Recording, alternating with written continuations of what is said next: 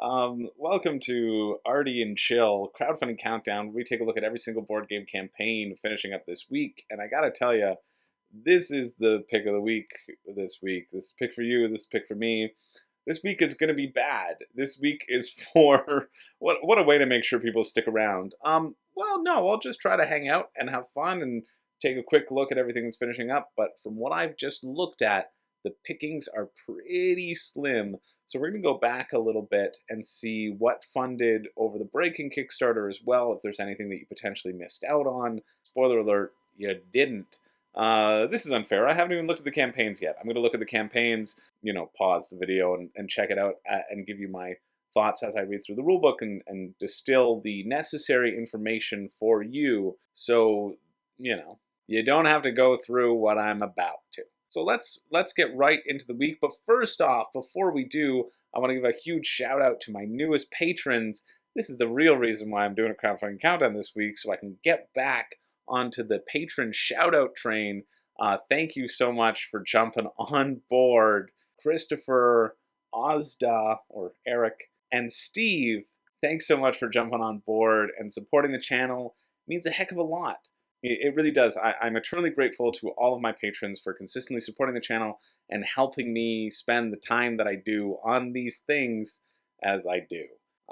And the more patrons we get, the more time I can afford to spend on this and take time away from other people who desperately need my help. But I'm going to say, no, no, no, I would want to review more and more games, please. The people want what they want.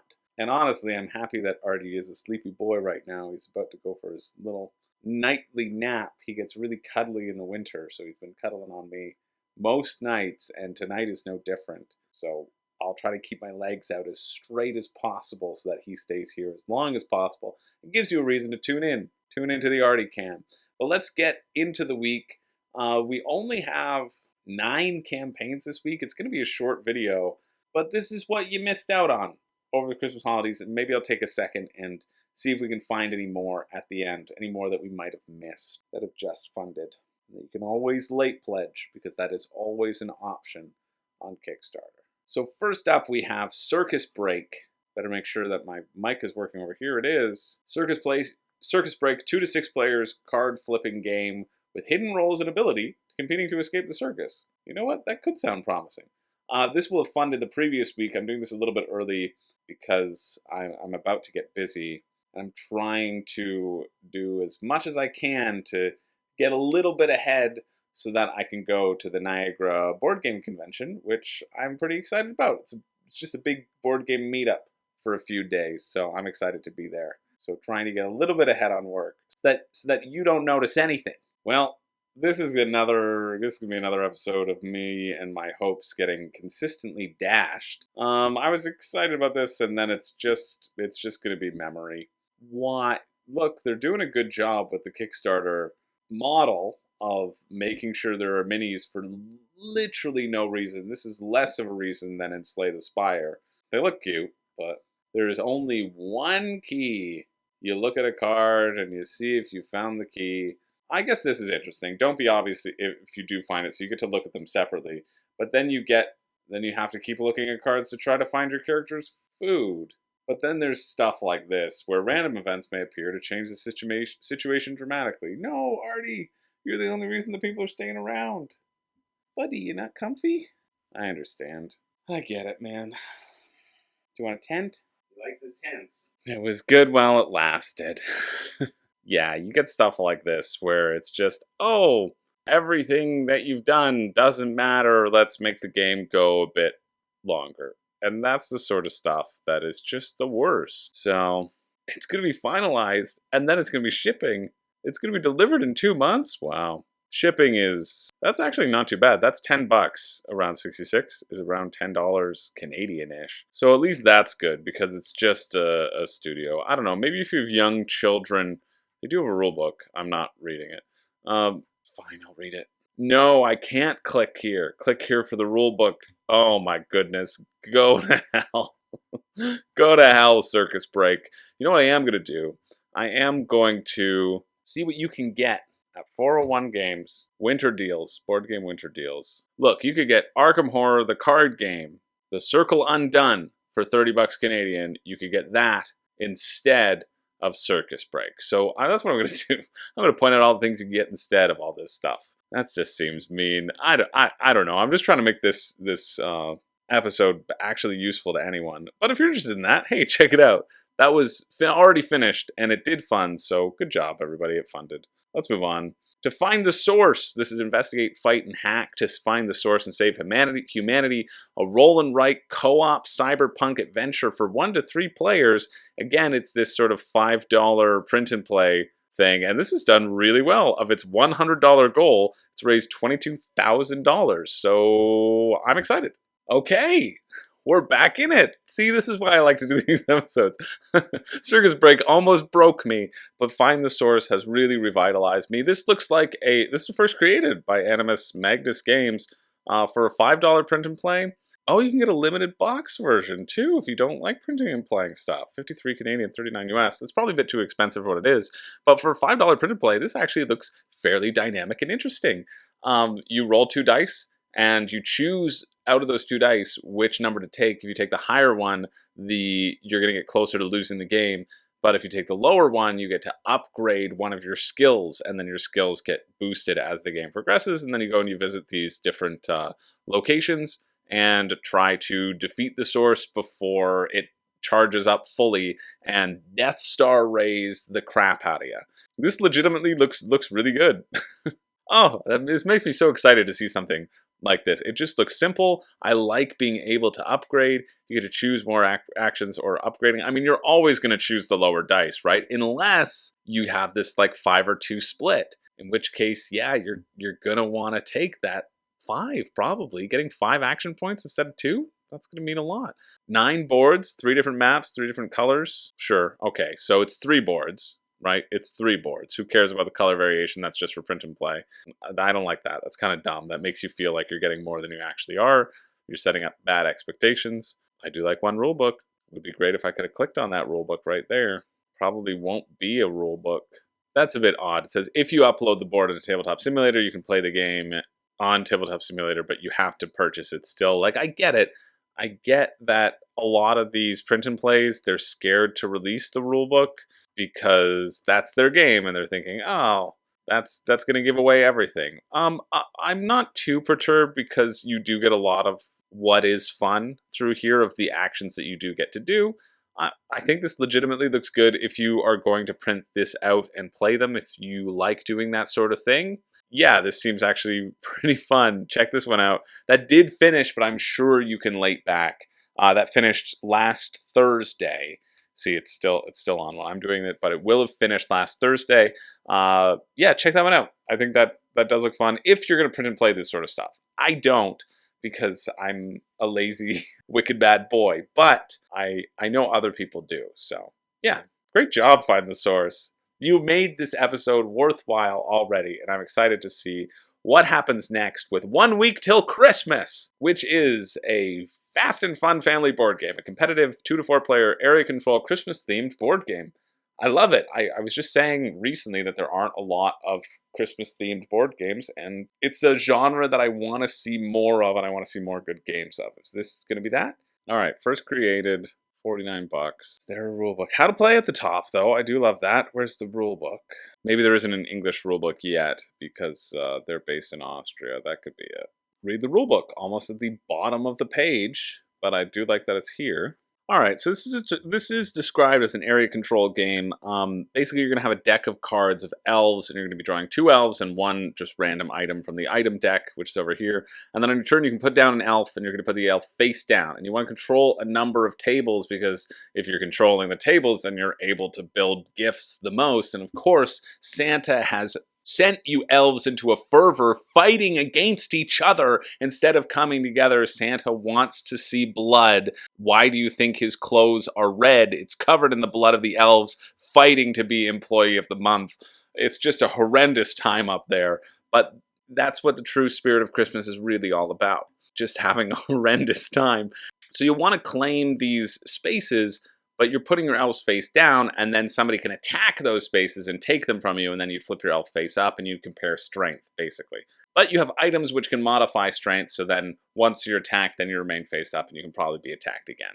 Obviously, this one space is the best because you can, it's only you who can build tables there, whereas the other tables you kind of have to share. However, I just lied to you because if you have 3 elves together at the big space, they can create 5 gifts versus your 1 elf creating 1 gift. So the more elves, the more gifts because you can work in tandem with each other. This seems better than I expected. I was really excited at the term area control, and then I was less excited when I saw the cards and laying down cards. I think there might be some interesting things to keep track of here. It's 46 bucks, 67 Canadian, and then shipping to Canada, 18 to US and Canada. EU is 12, so minimum $58 to get this game. I think that's too much for what it is. This is also a little bit unclear as to what your little tokens are going to look like, so I'm not sure. You get a free Santa mini, but then it says you have other minis when they're painted down here. Oh, you see the minis there. Figures now available as add-ons. 4 elf minis that replace the basic figures. Okay, so you do get your little elf minis with this as the stretch goals, but like for me, it would be $90 for this, and that's just a no. But if you're interested, check that out. That finished last week, so there you go. Not bad, just too expensive, unfortunately, for what it is. Moving along, we have Kawars, the card game with the theme of the frog world. This has been going on for 60 days. Well, 54 days. It's finishing up tomorrow. This will not fund. However, we have to talk about it because look at this cool frog art. Move over, Chrono Trigger. And more importantly than even the old adage that they're quoting, the frog in the well is ignorant of the ocean, just like people in the walls are ignorant of the ocean of Attack on Titan. But this is the reason why we have to cover it. It was sent to me by somebody sent me a message saying, hey, I don't know if you saw this campaign. This is actually the reason why Crowdfunding Countdown exists this week, because it is strongly influenced by Yu-Gi-Oh!, a card game that represents Japan and expresses the experience you can get from Yu-Gi-Oh! With only 36 cards prepared as a common deck for all players. My turn. Draw. Summon in attack mode. Direct attack. Also known as... So it's just like Duel Monsters. Remix! So it's just like Duel. So it's just like Duel. So it's just like Duel. So it's just like Duel. So it's just like Duel. So it's just like Duel. So it's just like Duel. So it's just like Duel. So it's just like Duel. So it's just like Duel. So it's just like Duel. So it's just like Duel. So it's just like Duel. So it's just like Duel. So it's just like Duel. So it's just like Duel. So it's just like Duel. So it's just like... Thank you, Kawars. I mean, it's never going to fund, because it has been on for 60 days. I think when we looked way back at the last Crowdfunding Countdown, we looked and this was existing. And that's probably because it's 50 bucks Canadian. Sorry, it's $64 Canadian to get to your door for 36 cards, right? I do like the art, though. I think the art here is friggin' awesome. I'd love to see these little frogs in... you check out the card design. I think that's so cool. Remember, if you're reading this, you should be reading from right to left as well. I mean, this seems fun. I love these little frogs, but again, like 64 bucks Canadian, no. You gotta draw the line somewhere. 30? $1 a minute. That's what I want to play. Anyway, if you're interested in that, that finishes tomorrow at 4:34 p.m. Oh, you. Kawars, also known as Yugi Croak. That wasn't that good. Let's move on to Hex Box. This is not a board game. It's beside a board game. It's board game neighborly, let's call it. Sure, that's the term. I already said board game adjacent. Is the bit done? Alan, is the bit done? There was one time when I first started this, I didn't say the word for board game adjacent, and then I refused to do it forever. And that's what that bit has been, if you've been watching. So I don't know if that bit's done or not. Let's see. Probably not, because if there's one thing that I like to do, it's run something into the ground until I'm the only one who finds it funny, and I alienate all of my friends. I literally clicked on this. There's only 59.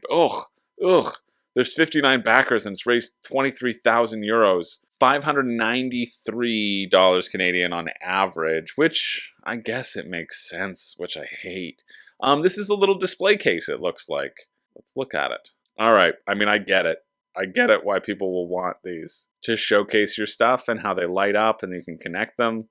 Okay, this is... What a friggin' slick video this is, eh?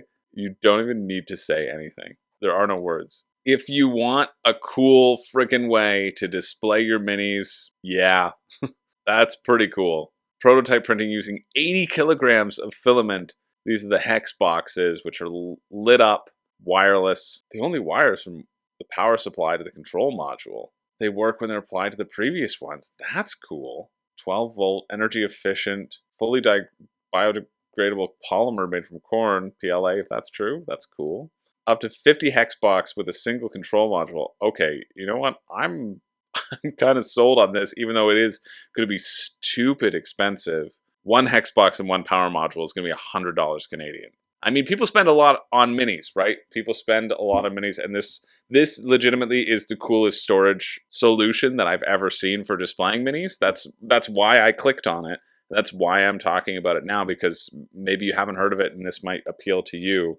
This actually is much cooler than I expected it would be, and of course, it's just stupidly expensive. 5 Hexbox mini and power module. So they're minis, so they're just for cars. 3 Hexboxes. What would be a normal size? You probably want 5 to 10, right? So 10 Hexbox, no, 10 Hexbox. 5 Hexbox and 1 power module, that's going to be $187, $269 Canadian. There's a lot of information here, though, which is really cool. And the shipping is not listed on the main page, but it's listed over here. It looks like $39 average. It's going to be like $300 to get that display case. I don't know, this is tough because they've created 2 things from Poland. What did they create first? They canceled Hexbox. So it didn't work out the first time. And it was canceled in November, and they don't say why. They just launched by accident and then they canceled. So maybe they weren't ready. And then now they're here. It's always tough. It's a gamble with these sorts of new companies, but the concept feels really neat. So if you want to take a $300 gamble, well, hey, go for it. Tell me how it works out. Anyway, that finishes Thursday, January 19th at 6 a.m. Moving along to potentially the only game, well, the only game that I thought I would have something worth saying about. We have Circadians First Light, the Specialist expansion, and Circadians Chaos Order, the Harbingers expansion. A couple expansions for Circadians First Light. This is by Garphill Games. Again, with Garphill Games, you never have to purchase them at the crowdfunding level, but if you want to, they say, go for it, right? That should probably be their first thing, which is always how they start Kickstarter or retail. Both expansions will be coming to retail in various languages. We don't want anyone to feel any pressure into backing this campaign. I think that is a lovely take, and I appreciate that in a sea of FOMO. We had our Room and Board Awards last Friday. If you missed that, check it out, because it's better than this video. I spent too long on that one. But there was the most FOMO, the FOMO-iest campaign. Garphill Games would never make that list. I don't think ever. And I love that about their marketing style. Oh, baby Garphill, come on. You know I already was loving you until I saw that the rulebook was right at the top. Boom. If you want to know about the Specialist expansion, it's right here. Tell me more. Tell me more. I will take credit. You know what? When more campaigns start putting the rulebooks over the top, I'm taking direct credit for this. And I can't wait for that to be my legacy. Harbinger's cheap because it's just a small deck of cards. 12 to $11. Yeah.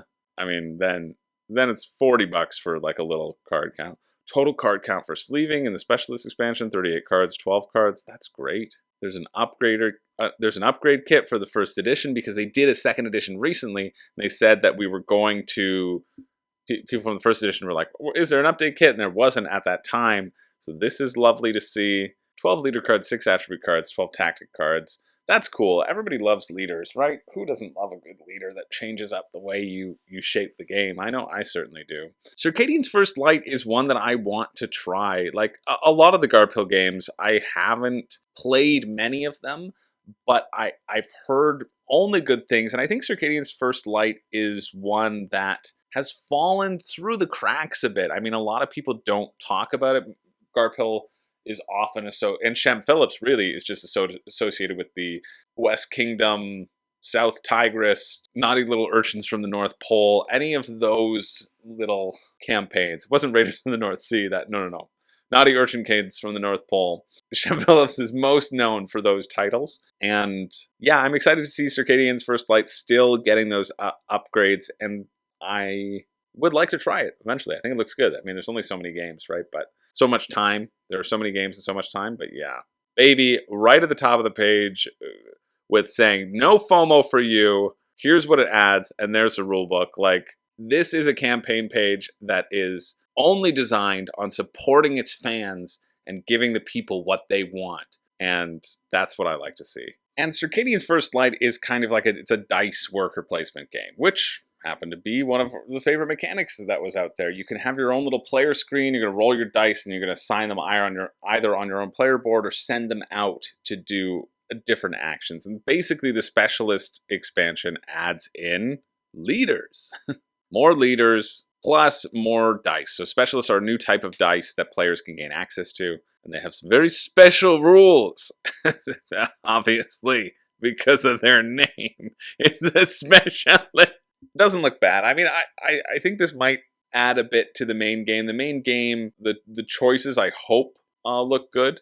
Or hope are fun. They kind of look... I was just refreshing myself on Circadian First Light. And they kind of look a bit not thrilling, a bit just trade resources for resources style of games. I still would be interested in checking it out. So if you're interested in that, check that out. That finishes Thursday, January 19th at 9 p.m. Moving along, this is a $1 one-shot, The Curse of King Culainn. It's an epic one-shot with new encounters, NPCs, magic items, maps, and more. I honestly just clicked on this one because it's $1 and it's raised $1,400. Although I was expecting to see 1,400 backers and I only see 470 backers, so I guess we'll see what it's all about. Oh no, it's just more people are donating. 460 backers right here.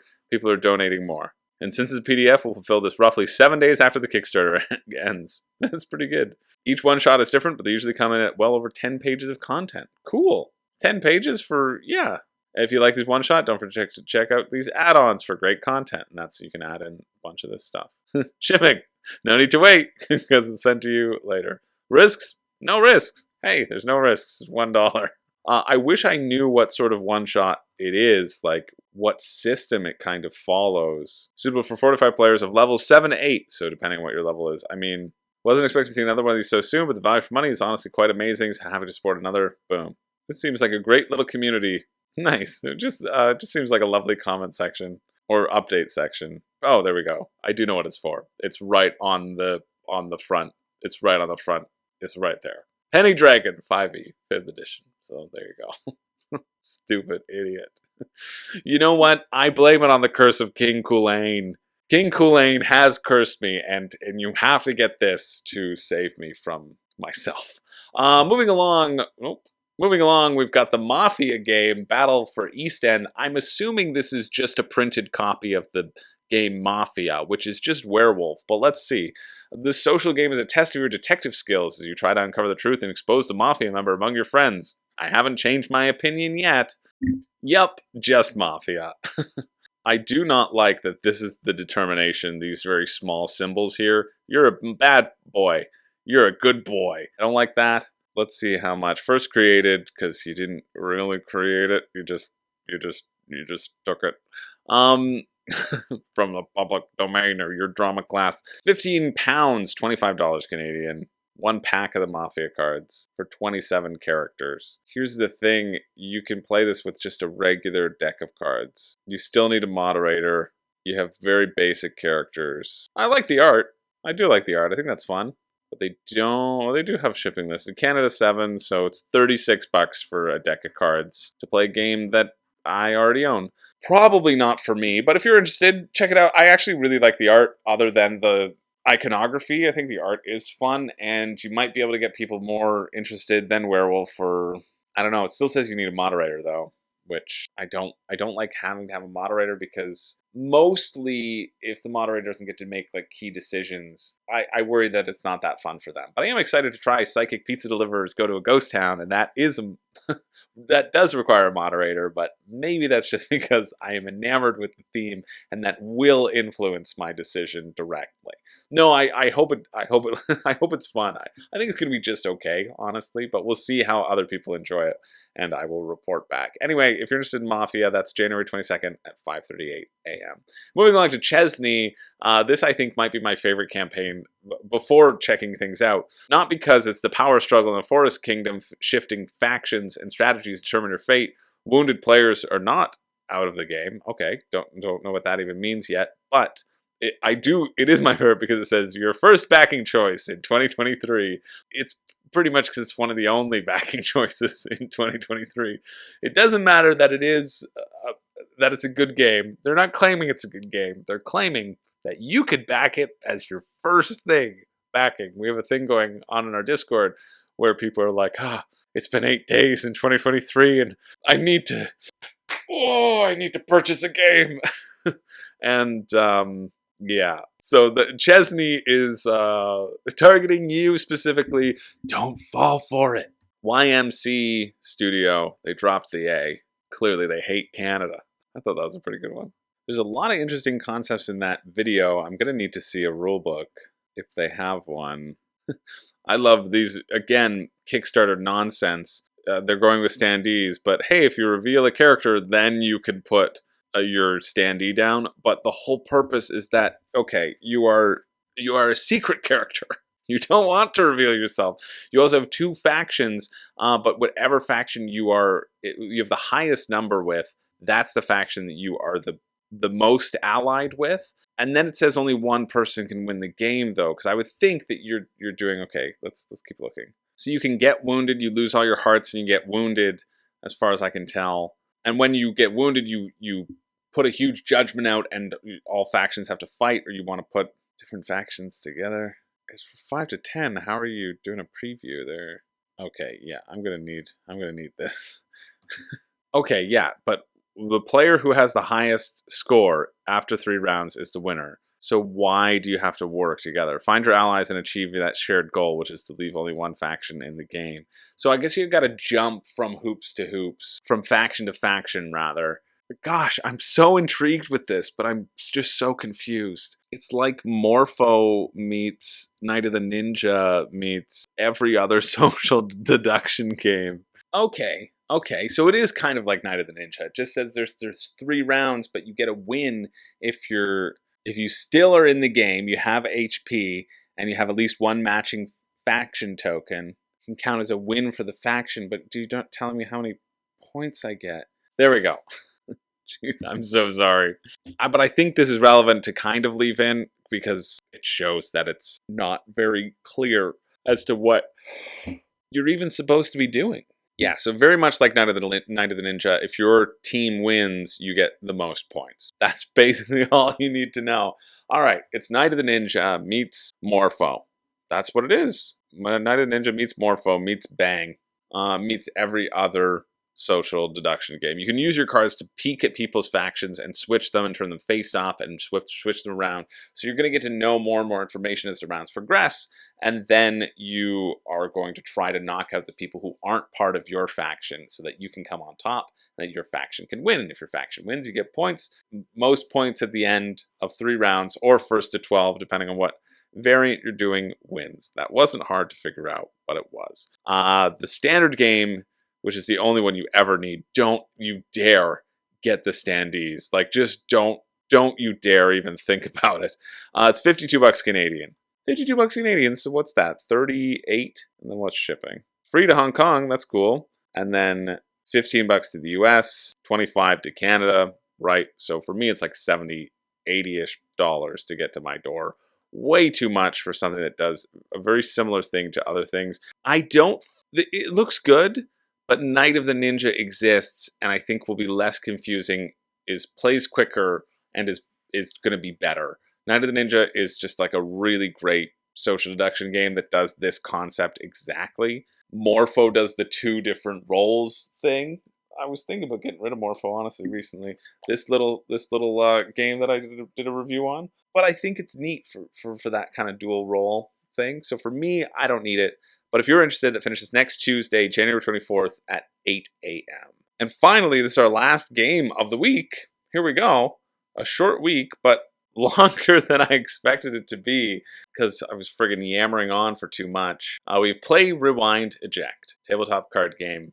I don't expect much from this one. I think we'll end on a whimper. Chesney was fun. It's just too expensive. This one, well, let's see. Well, I think this tells you exactly what you need to know about this game. It's Marry, Spicify, Kill. That's this game. Kiss, Marry, Kill. It's not Kiss. We know it's not Kiss. Paired with Social Deduction. Okay, you got my attention, but it's barely holding on. $70? No, $25. Okay, here's the deduction part. It's guess the other person's answer. That's not social deduction. That's just guessing the other person's answer. The choices become harder and harder the more cards are ejected from the game, so you got to whittle it down. Deathmatch style, I like that, but I mean, $25 for this game. You could play this game not with this. You could play this game if you just wrote the names of movies down on cards. You could do this as Celebrity, right? That's what I'm thinking is having this game existing, will it be better than just doing the pen and paper version? Even though if we go back to my print and place comments, you would think that I wouldn't. I just don't think that it would be worth it. But I'm happy that it's funded. 139 backers, 140.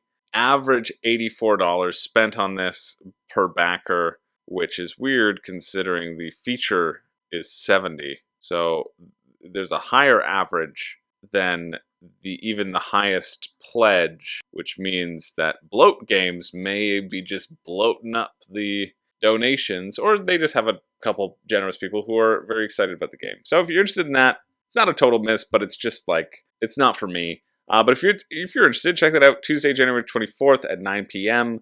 It was $25, and then it didn't really say the shipping, did it? Select a country, United States. That's it. Just ships to the United States. You should probably have that featured so that people who aren't in the United States don't.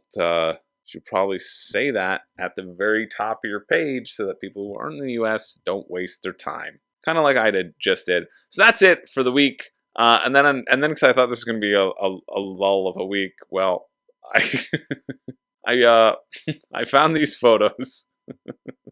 This was on a Facebook post, and somebody said that these were the photos of what.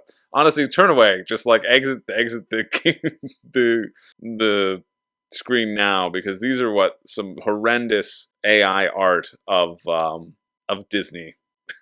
what AI thinks Disney looks like. It's not what they think Disney looks like. That's a funny little saying that they're putting, but clearly it's been really worked. But they do look monstrous. Just horrendous, and now you all have to have the same nightmares as me and that tiny fake AI child. And that tiny child, oh, actually, I think is going to do just fine. I think he's going to do just fine. Anyway, that's enough of that. Yeah, let's leave on that post. Zombie Mini? That's just scary. All right, enough of that. Enough of that. Enough of this. That's it for the week. Every week I do a pick for me and a pick for you. And this week, oh, well, it's no different. I do have a pick for me. My pick for me is legitimately, let's switch back here. I think you should know it's coming. It's legitimately Find the Source. I think this one looks cool. It's weird that it's a pick for me because I'm not going to play it. And I'm not going to purchase it. But if somebody had it in front of me and said, let's play this, I would be interested. So clearly I'm not like that excited about it, but I think it like mechanically looks interesting, and I like how you're going to level up your stuff. I think you're always going to want to level yourself up more than you can. I don't know 1 to 3. I think it's better solo probably, because the only difference is that you can pass things to each other, like weapons and ammunition and stuff. That's the only difference. It's still going to be co-op every time. But yeah, Find the Source looks legitimately okay. And then my pick for you is going to be Night of the Ninja. It's not Chesney, unfortunately, or the $1 campaign, right? But it's Night of the Ninja. Go get Night of the Ninja at your local store. How much is it at 401 Games? Let's check. Right, I remember why I pumped this up so much all the time. $21.95 Canadian. come on. For that price, out of the park. Keep going in on retail. That's what it's all about. If the campaigns do not blow you away enough so that it's worth the shipping and enough that it's worth not getting a similar game at retail, there's so many games that come out. There are just so many games that come out. Too many to keep track of. So many that can replace others. So many that you're never going to have the time to actually play. So if you're not over the moon excited, well, then just don't do it and get yourself something at retail that you can get for cheaper that will replace that void. Because then you can get double. You can do more experiences.